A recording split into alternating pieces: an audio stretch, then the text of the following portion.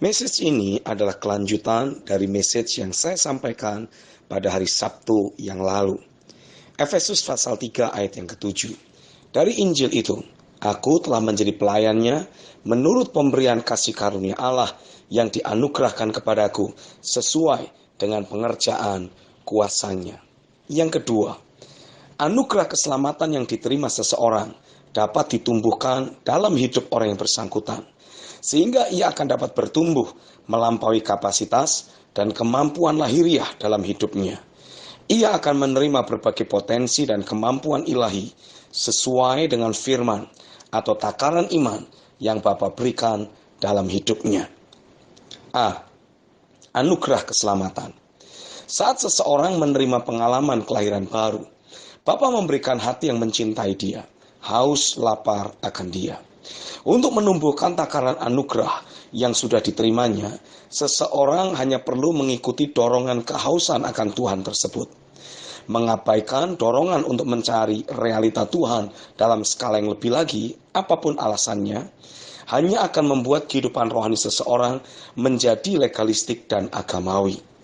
Kehidupan roh yang seharusnya mewarnai hidup setiap ciptaan baru jadi redup dan sirna. Tapi saat seseorang kembali mencari Tuhan, Bapa akan mengembalikan gelora kasih mula-mula tersebut. Momentum baru dalam kehidupan rohaninya diperbaharui oleh Tuhan. B. Anugerah untuk terus bertumbuh di dalam Dia. Saat seseorang terus meresponi dorongan untuk mencari Tuhan, ia akan mendapati bagaimana dimensi anugerah dalam hidupnya mengalami peningkatan level. Dari kesungguhannya mengejar realita Tuhan dan firman-Nya, Roh Kudus akan terus bekerja dan menghadirkan berbagai pewahyuan firman. Jati diri yang baru di dalam Kristus, cara mengaktifasi otoritas dan kuasa yang melekat dalam hidupnya sebagai seorang anak raja. Memahami tujuan, destiny, dan maksud Bapa yang harus ia realisasikan dalam hidup sehari-hari sebagai pekerjaan baik dalam hidupnya.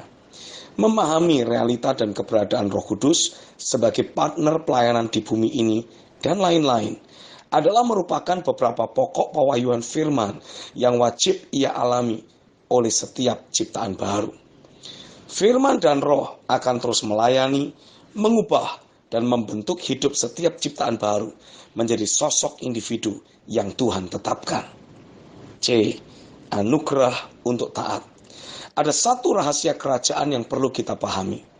Kepada siapa yang memiliki, kepadanya akan ditambahkan lebih lagi. Kepada siapa yang tidak memiliki, apa yang ia anggap ada padanya akan diambil daripadanya. Matius 13 ayat yang ke-12. Saat seseorang terus meng-outwork atau bekerja sama dengan takaran anugerah yang bekerja dalam hidupnya, ia akan memiliki setiap unsur yang dibutuhkan untuk tetap dapat bertumbuh di dalam dirinya.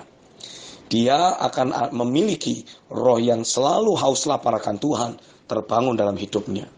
Roh yang lembut, mudah dibentuk, mau diajar dan berubah, mulai menjadi nature dari manusia rohnya. Akan terus ada pekerjaan roh doa, roh pengertian, dan pengenalan akan Tuhan, sehingga posisi rohani yang selalu berkemenangan, berotoritas, berpengaruh dan berpuasa, mulai bermanifestasi dalam kehidupan sehari-harinya. Selalu mentaati arahan Tuhan atau suara roh tidak lagi menjadi pergumulan dalam hidupnya. D. Anugerah untuk mengenal Tuhan dengan benar. Bekerjanya berbagai dimensi roh dalam hidup seseorang, khususnya roh pengertian dan pengenalan akan Tuhan, akan mengkondisikan orang yang bersangkutan jadi terus bertumbuh dalam posisi rohaninya. Ia akan terus dibawa Tuhan untuk memanifestasikan posisi rohani yang selalu berkemenangan, berpengaruh, berotoritas, dan berkuasa dalam kehidupan sehari-hari. Kehidupan sehari-hari kita jadi terus merefleksikan jati diri dan keberadaan Tuhan yang ia wahyukan melalui firman-Nya kepada kita. Ingat, sekali lagi Tuhan berkerinduan menjadikan hidup kita sebagai bait-Nya di bumi ini, tempat atau sarana untuk Tuhan menyatakan keberadaannya yang serba maha kepada umat manusia yang ada di sekitar kita. E. Anugerah untuk melayani Dia. Pelayanan harus didefinisikan sebagai segala bentuk tindakan yang kita lakukan atas sesama kita, yang berasal dari ekspresi cinta kita yang meluap kepadanya di saat kita dapat menangkap pikiran dan isi hati Tuhan atas orang-orang yang ada di sekitar kita.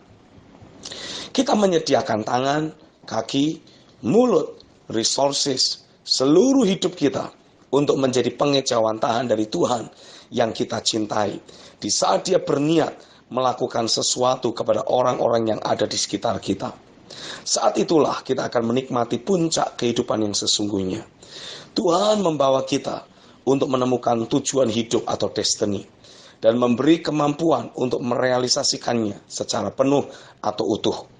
Jadi, dapat dikatakan bahwa sebuah pelayanan adalah peluang yang Tuhan berikan untuk kita dapat merepresentasikan Dia di areal-areal kehidupan yang memang Tuhan sudah tetapkan bagi kita.